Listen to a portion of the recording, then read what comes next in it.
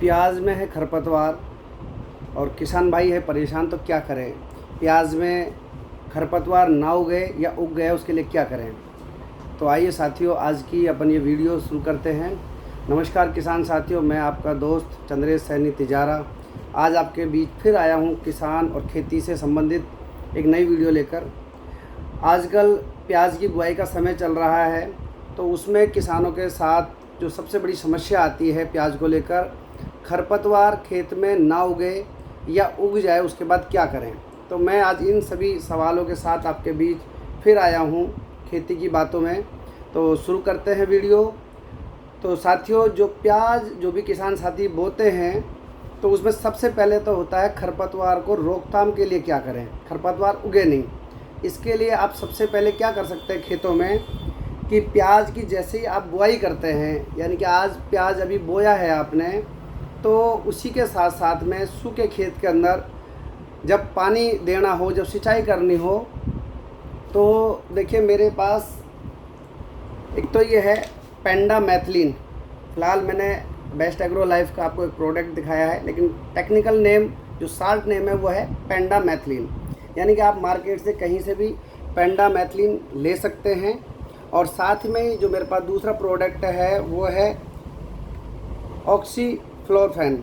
वैसे फ़िलहाल मेरे पास दूसरी किसी कंपनी का ये प्रोडक्ट है, लेकिन आप किसी भी अच्छी कंपनी का मार्केट से ये दोनों साल्ट लेकर, ये जो है पेंडामेथलिन, ये तो आपके जो बीज जो आपकी ज़मीन के अंदर पड़ा हुआ है उसको उगने नहीं देगा, और जो ऑक्सी है ये चौड़ी पत्ती के जो खरपतवार उग गए हों तो उनको नष्ट कर देता है। और ध्यान रहे किसान साथियों, ये दोनों ही साल्ट एक साथ गिरेंगे। यानी कि ऑक्सी को आप 10 ml पर टंकी, यानी कि हमारी टंकी का जो लीटर है पानी 18 से 20 लीटर हो। और जो पेंडा है ये दो तरह से आती है, एक पेंडामेथलिन 38% आती है और ये 30% ईसी में है। अगर आपके पास 30% ईसी है तो आप अपनी टंकी में इसका 70 से 80 ml लीजिए, और 38% जिसे हम एक्स्ट्रा पेंडा बोलते हैं, अगर वो आपके पास है तो आप कम से कम उसके 70 ml 18 से 20 लीटर की टंकी के अंदर डाल सकते हैं, जिससे हमारा जो बीज अभी जर्मिनेशन नहीं हुआ है वो भी नहीं उगेगा, और जो कोई चौड़ी पत्ती के खरपतवार उग चुके हैं वो ख़त्म हो जाएगा। इसमें विशेष ध्यान की बात यह है किसान साथियों कि प्याज का जर्मिनेशन नहीं होना चाहिए, ये दवाइयाँ तभी ही डल सकती है। अब आपके साथ सवाल आता है दूसरा कि आपके खेत में प्याज उग चुकी है और उसके साथ साथ में खरपतवार उग गया है, तो वहाँ आप इस दवाई को रोक दें, इसको इस्तेमाल ना करें। अब क्या करें। एक दवाई आती है टर्गा सुपर के नाम से, धानुका कंपनी की, और इसका जो टेक्निकल नेम है मैं आपको बता देता हूँ, क्विजालोफोस इथाइल 5% ईसी खरपतवार।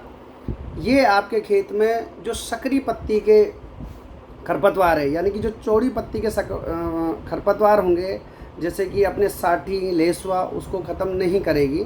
सकरी पत्ती के जो भी होंगे, प्याज पे इसका कोई इफ़ेक्ट नहीं है, बशर्ते आपने जो डोज है मैं वो साथ के साथ बताता चल रहा हूँ आपको।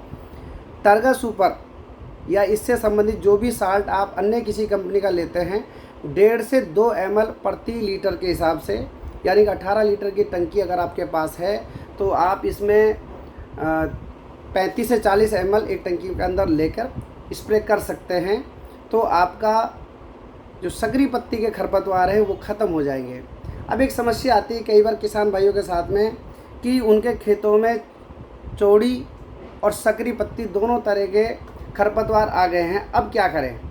उसके लिए मैं आपको ये धानुका कंपनी का 1 किल, जो बिल्कुल ओनली फॉर ये प्याज के लिए ही कंपनी ने बनाया है, इसमें आपको दिखाया हुआ है चौड़ी पत्ती और सकरी पत्ती दोनों को ख़त्म करता है। मैं इसका साथ के साथ आपको साल्ट बताता चलूँ। इसके अंदर जो साल्ट मिलाया हुआ है क्विजालोफोस इथाइल 4%, प्लस में ऑक्सीफ्लोरोफेन 6% इसी इसमें खरपतवार मिलाया, ये जो खरपतवार नाशक साल्ट है वो मिलाया हुआ है।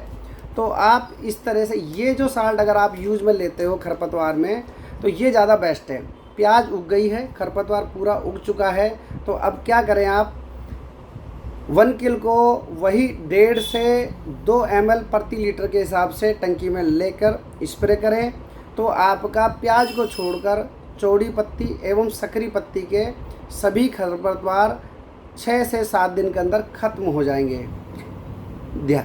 ध्यान रहे साथियों, इस तरह की किसी भी तरह का खरपतवार जब भी हम खेत में करते हैं तो स्प्रे हमेशा थोड़ा फास्ट होना चाहिए, तरावट वाला नहीं होना चाहिए। जो रोक का ठहरा के जो हम करते हैं वो नहीं होना चाहिए, चलता हुआ स्प्रे होना चाहिए खरपतवार कोई भी अगर आप अपने खेत में इस्तेमाल कर रहे हैं। तो किसान साथियों, मेरा प्रयास रहा है और कोशिश रही है कि मैंने आपको अच्छी से अच्छी जानकारी दी है। और अगर कोई आपकी समस्या हो तो आप मुझे कमेंट बॉक्स में लिखकर बता सकते हैं। मेरी वीडियो अगर आपको अच्छी लगी हो लाइक करें, चैनल को सब्सक्राइब करें और शेयर करें।